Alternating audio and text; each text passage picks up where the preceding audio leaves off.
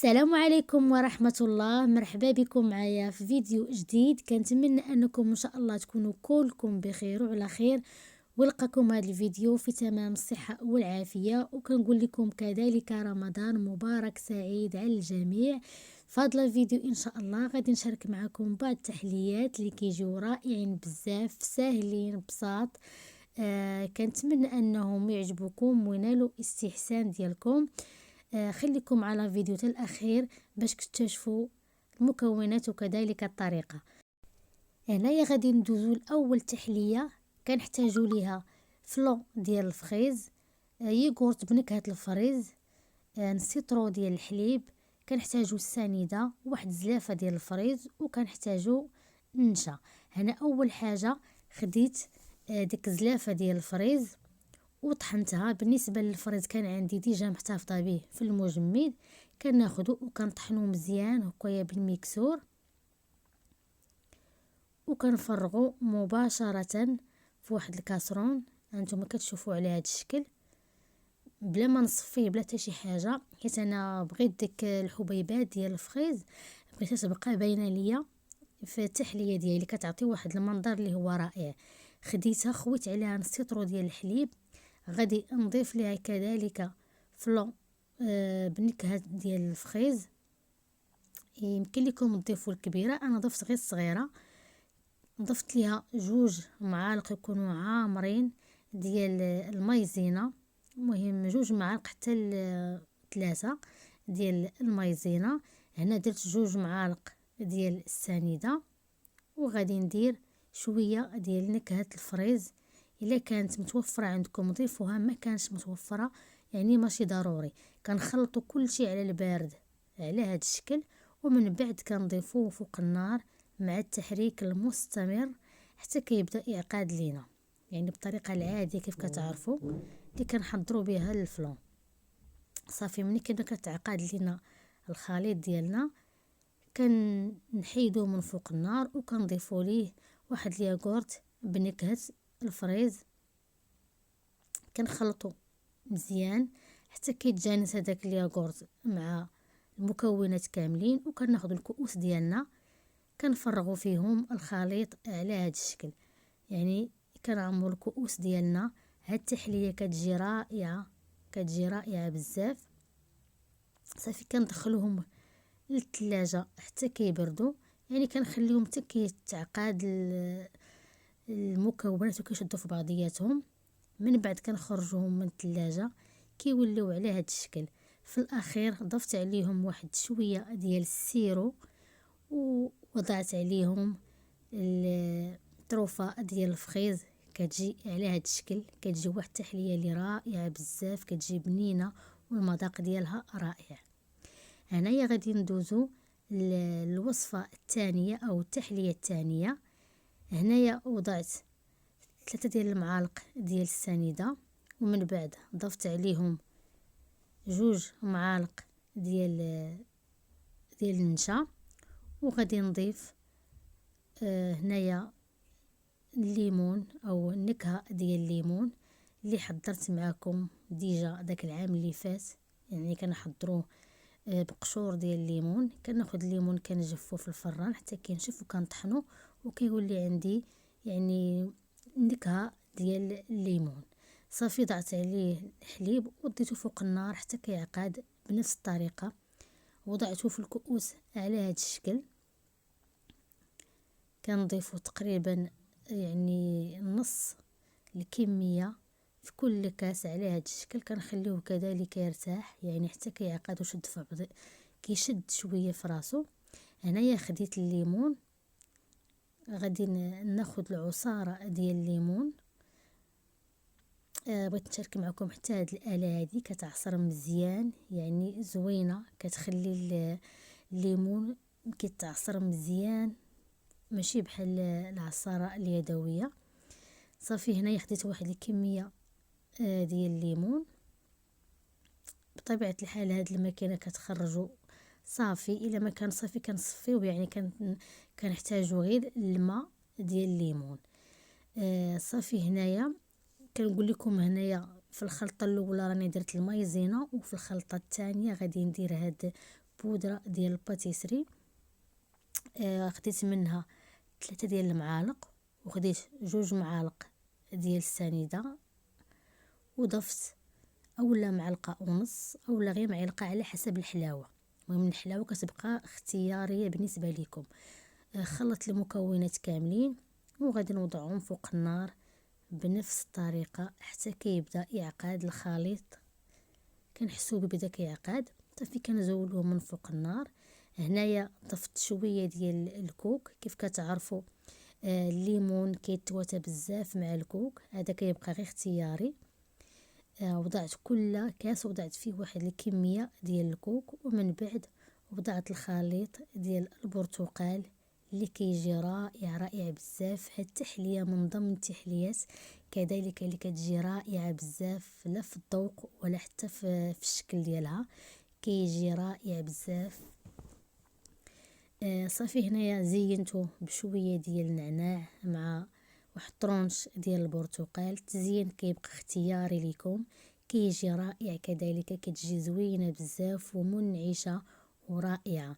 هنايا غادي ندوزو للتحلية الثانية الثالثة كذلك بالفريز، كتجي رائعة. خديت هنا واحد زلافة ديال الفريز، وضعت عليها تقريبا واحد 2 معالق عامرين ديال السكر السنيدة، وضعت راس معلقة ديال فاني بودرة، وتقريبا 2 معالق بالضبط ديال الماء، غير باش كنتجانسو هاد المكونات وكيذوب لنا داك السنيدة. كنخلطوه مزيان هكايا، من بعد كنوضعوه فوق النار مرة كنحركو فيه حتى كيبان لينا داك الفريز يعني بدا كيطبخ اولا بدا كيتحلك مع بعضياتهم.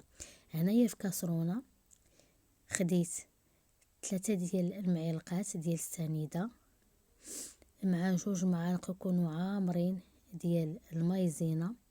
كذلك وضعت واحد فلو، كيف كتشوفوا هاد الفلو اللي كنقولوا ليه فلو ديال الشينوا، هو اللي كان متوفر عندي، ووضعت عليه نص لتر ديال الحليب.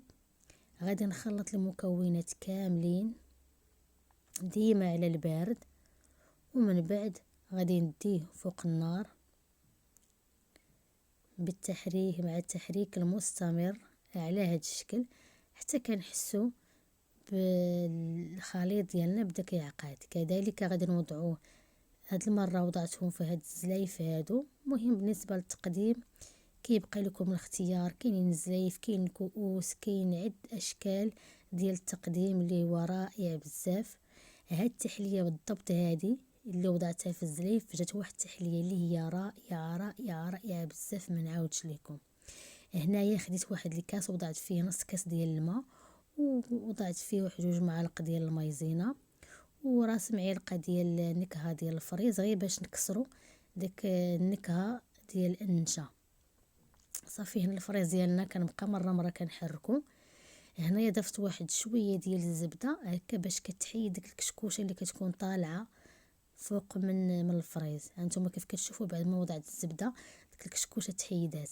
صافي بعد ما طاب هاد الفريز وبدا كيعقد واحد شوية خليته حتى برد، وضعته في هاد الطاسة. وكذلك عادي نعاود نطحنو بالميكسور، كنطحنوه مزيان وكنعاودو نوضعو عليه داك الخليط ديال المايزينا، كنخلطوهم مزيان وكناخدو واحد الصفاي كنصفيو ضروري، هذا كنصفيوه باش كنتحصلوا على واحد السائل اللي هو صافي وما كيكونوش فيه الحبيبات ديال الفريز.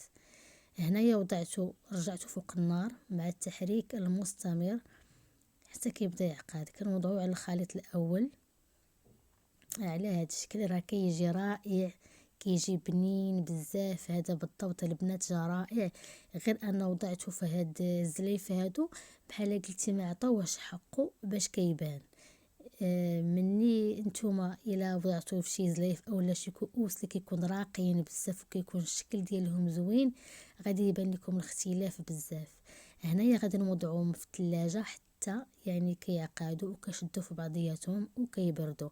هنايا عندي واحد العلبة ديال القشدة الطرية، هي اللي كتكون سائلة، انا غير وضعتها في المجمد حتى شدات شوية في راسها، يعني ضروري خصنا ندخلوها للمجمد باش تبرد، باش مني نبداو نطربوا فيها يعني نتحصلوا على واحد النتيجه اللي هي ناجحه. هنايا خديت ديك القشطه الطاريه، بديت كنطرب فيها، كنطرب. من بعد ما كنطرب كنبدا نضيف السكر كلاصي شويه بشويه. يعني هاد القشطه الطاريه هي الطريقه باش كتطلع، ما يمكنش نضيفوا سكر كلاصي يعني دفعه واحده. كنبداو نطربوا وكنخلطوا شويه بشويه. صافي غادي نبدا نطرب فيها واحد المده تقريبا واحد 2 دقائق ولا 3، المهم على حسب الجهد ديال الطراب، على حسب الجهد ديال الطراب اولا يعني كنبقاو نشوفوا الكريمه ديالنا حتى كنحصلوا على واحد القوام اللي يكون عاقد. صافي كنوضعوه في واحد البوش وكنزينوا به على هذا الشكل. يعني يا اما طريقه تزيين كيبقى لكم اختياري، يا اما كنوضعوا دائره كبيره على وجه الزليف اولا كنوضعوا بهذه الطريقه هذه. المهم التزيين راه كيبقى لكم اختياري كيف ما بغيتو زينوا. هاد التحليه البنات بدات كيف قلت لكم قبل، جات رائعه رائعه بزاف، جات زوينه، جات فيها واحد المذاق اللي رائع بزاف. وحتى هاد القشده الطريه زادت عطاتها واحد المذاق اللي هو رائع بزاف. المهم هنايا بعد ما زينت الوجه ديالها على هذا الشكل، زدت درت ليها كويس، زينتها بالفريز ودرت ليها شويه ديال القرقاع من الفوق، وزينتها كذلك بشويه ديال السيرو من الفوق. كيجيب على هذا الشكل، كيجي رائع رائع بزاف، المذاق ديالو هائل. كنتمنى انكم تجربوها وغادي تعجبكم ان شاء الله. هنايا غادي ندوزو للتحليه الاخيره. غادي نوضع فيها هنايا 2 معالق ديال النشا، وغادي نضيف ليه 3 ديال المعالق ديال السنيده، يعني القاعده دائما نفس القاعده. وغادي نضيف راس معلقه ديال الفاني، ومن بعد غادي نضيف نص سيطرو ديال الحليب. غادي نخلط كل شيء على البارد، ومن بعد غادي نوضعو فوق النار مع التحريك المستمر كيف كنديرو ديما، يعني حتى كنبدا الكريمه ديالنا كتعقد. هنايا غادي التحليه اللي غادي غنديروها في الكيسان، وغادي نديروها يعني كتكون شويه مايله، الشكل ديالها كيكون مايل ماشي بحال الاخرين اللي درنا يعني طبقه فوق طبقه. كناخذ اما بلاطو ديال البيض، اما يكون هكا ديال الكرتون، اولا يكون بلاطو يعني ديال البلاستيك اللي كاين دابا. هنايا زدت واحد شويه ديال الزبده.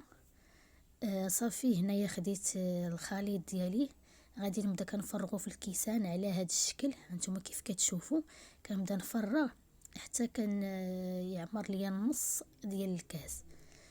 كنبقى بنفس الطريقه حتى كنعمر الكيسان اللي عندي كاملين. بعد ما كنعمرهم صافي كنخليهم على هذا الشكل، كنخليهم فوق هذا البلاطو هكايا، يا اما كنوضعوهم غير فوق البوطاجي الا كان الحال بارد، اولا كندخلوهم للثلاجه. المهم كنخليهم واحد المده ديال نص ساعه حتى يعني كيعقد الخليط وكيبقى شاد نفس الفورمه. هنايا غادي ندوزو باش نديرو الطبقه الثانيه.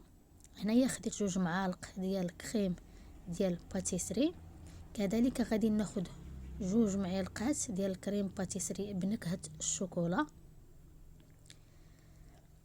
ومن بعد غادي واخا بنت لكم درت 3 المعالق، غير المعلقات ما كيكونوش عامرين، هما بالاصل كيكونوا 2 معالق.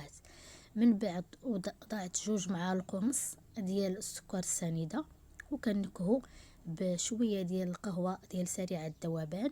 من بعد كنضيفو نص سيطرو ديال الحليب، كنخلطوا المكونات كاملين على هذا الشكل. صافي من بعد كنوضعوه فوق النار كيف كنديروا ديما. يعني في هاد التحليه هذه ما تصوراتش ليا الفيديو كامل، داكشي علاش غادي تشوفوني يعني ما درتش الطبقه الثانيه في الكيسان. مهم وضعت هنايا واحد 6 ديال المربعات ديال الشوكولاط وشويه ديال الزبده، وبقيت كنخلط حتى بدا كيعقد. ما نخليوش يعقد بزاف، يعني غير يبدا يعقد واحد شويه صافي نبداو نصبوه في الكيسان. خويتو على هذا الشكل هذا. من بعد زينتو بالشوكولاط فيغميسي من الفوق، وكذلك زينتو بشويه ديال اللوز والقرقاع من الفوق، والتحليه ديالنا كتجي على هذا الشكل رائعه رائعه بزاف. كنتمنى انكم تجربوا هاد التحليات اللي كيجيو رائعين وساهلين، يعني وكيبغيوهم الكبار وحتى الصغار. كنحتاجهم كل فطور او السحور. وهنا غادي نقول لكم وصلنا لنهايه الفيديو، الى اللقاء، نتلاقوا في فيديو جاي ان شاء الله.